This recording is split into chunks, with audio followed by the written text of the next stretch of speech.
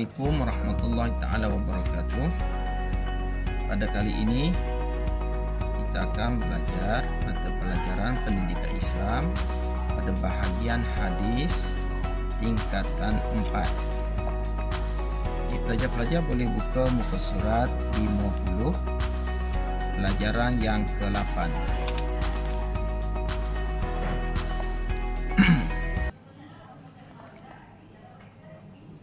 Semua pelajar bersedia untuk membaca hadis.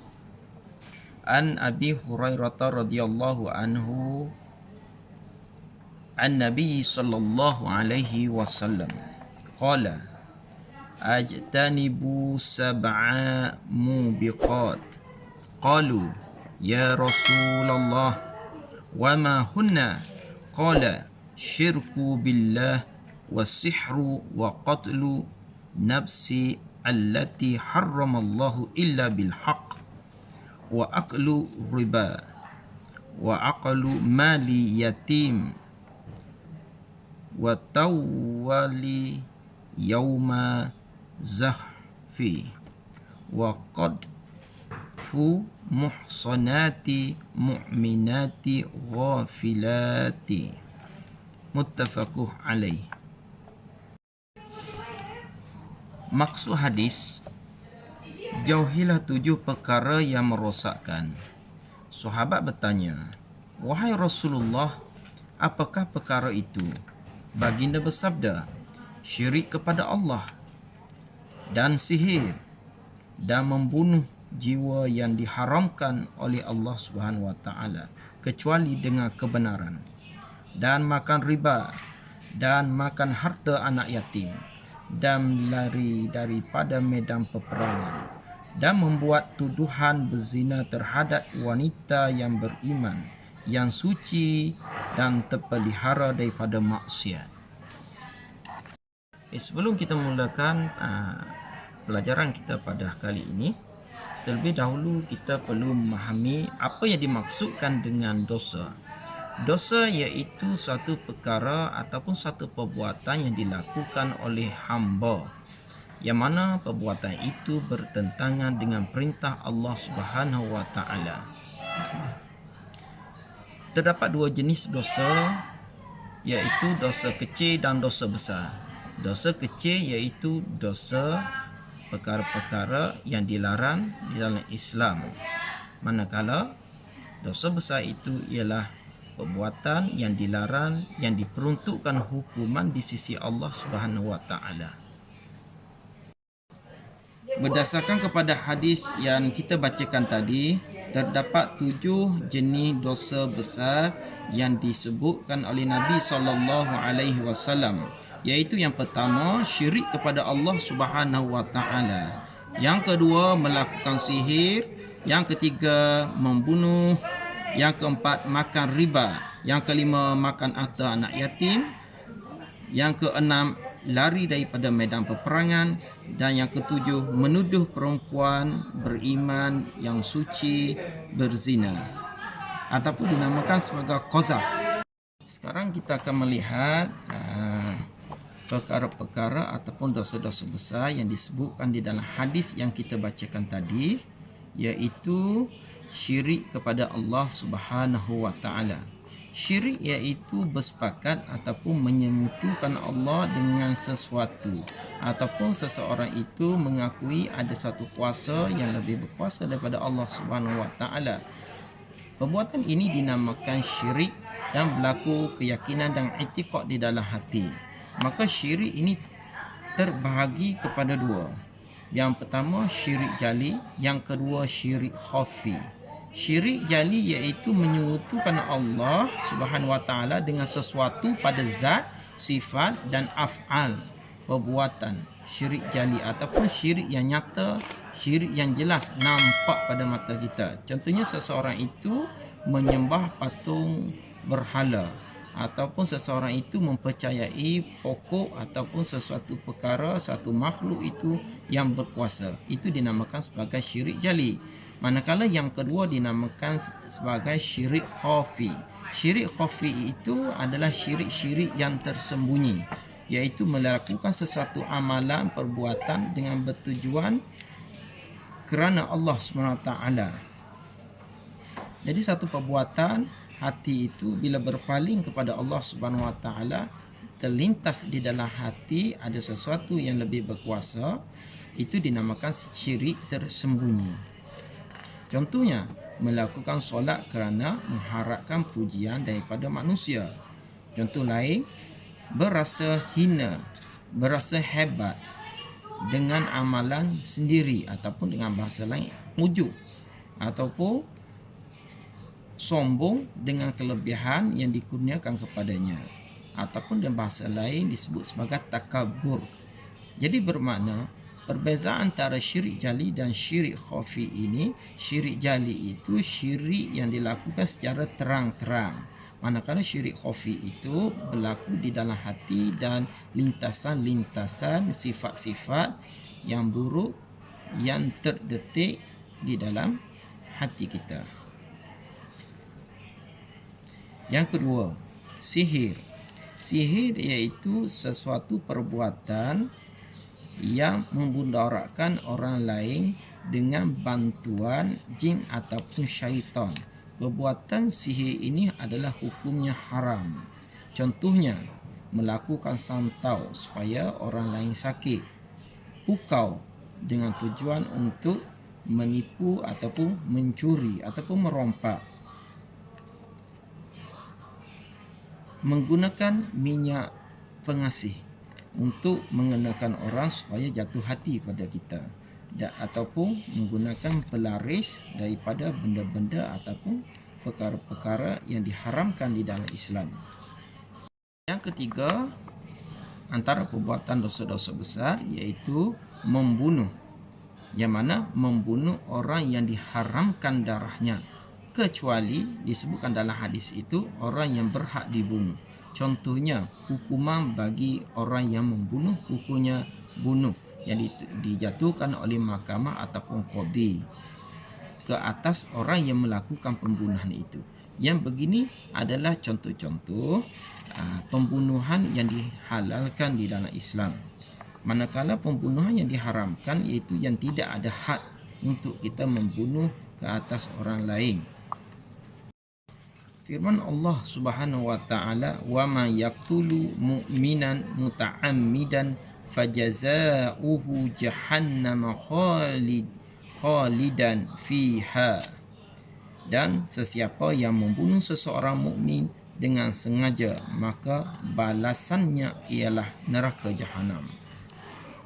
Yang keempat, makan riba, iaitu memakan duit ataupun harta yang bersumberkan daripada riba. Apa itu riba?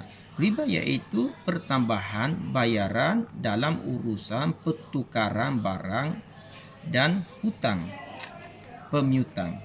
Contohnya, kawan kita meminjam duit daripada kita RM50, tetapi apabila untuk membayar balik kita minta pada kawan itu RM60. RM10 lebihan daripada pinjaman asal itu dinamakan sebagai riba. Dan perbuatan riba ini jelas di dalam Islam adalah satu perbuatan yang diharamkan oleh Allah Subhanahu.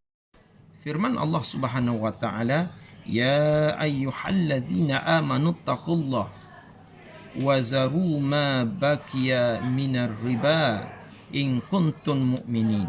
Surah Al-Baqarah ayat 278 yang bermaksud, wahai orang yang beriman, bertakwalah kepada Allah dan tinggalkanlah saki-baki riba dan pada orang yang berhutang, jika benar kamu orang-orang yang beriman kepada Allah. Dan yang kelima, makan harta anak yatim. Apa itu anak yatim? Anak yatim ialah orang kanak-kanak yang belum balik, yang belum boleh menguruskan dirinya ataupun belum memayis, yang ditinggalkan oleh ibu dan bapa ataupun salah satu yang meninggal. Bukan ditinggalkan tetapi meninggal dengan arti kata meninggal dunia ataupun mati. Itu dinamakan sebagai anak yatim. Dan setiap anak yatim itu semestinya ibu bapa mereka akan meninggalkan harta daripada hasil usaha mereka ketika hidup. Jadi harta itu dinamakan sebagai harta anak yatim yang berhak didapat kepada anak-anak mereka. Jika sekiranya orang yang menguruskan harta tersebut tidak jujur dengan amanah ataupun wasiat, mereka menggunakan harta-harta anak yatim itu, maka ianya satu perbuatan dosa yang besar ataupun dinamakan sebagai dosa memakan harta anak yatim. Jelas disebutkan di dalam hadis Nabi SAW.